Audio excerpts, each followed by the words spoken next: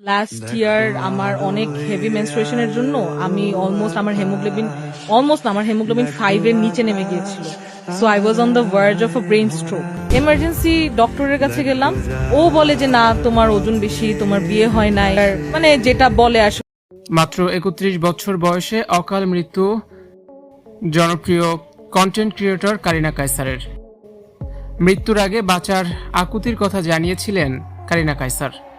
টানা 14 দিন ধরে মৃত্যুর সাথে পাঞ্জা লড়ে অবশেষে না ফেরার দেশে চলে গেলেন তরুণী কারিনা কায়সার। শেষ 10 দিন তিনি হাসপাতালের নিবিড় পর্যবেক্ষণ কেন্দ্রের আইসিইউতে আশঙ্কাজনক অবস্থায় চিকিৎসাধীন ছিলেন। অত্যন্ত অল্প বয়সে তার এই আকস্মিক চলে যাওয়া কোনোভাবেই মেনে নিতে পারছে না পরিবার ও পরিজনেরা।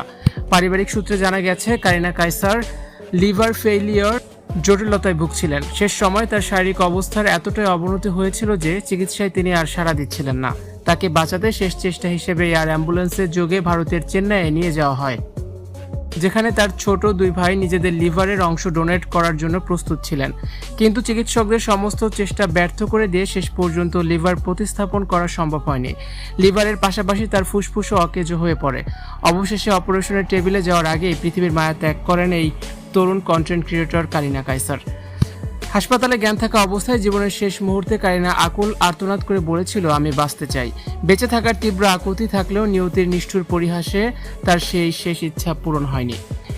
কারিনার এই অকাল মৃত্যুতে সামাজিক যোগাযোগ মাধ্যমে শোকের ছায়া নেমে এসেছে। তবে এর পাশাপাশি এক তীব্র ক্ষোভ ও হতাশা প্রকাশ করেছেন তার কাছের মানুষেরা।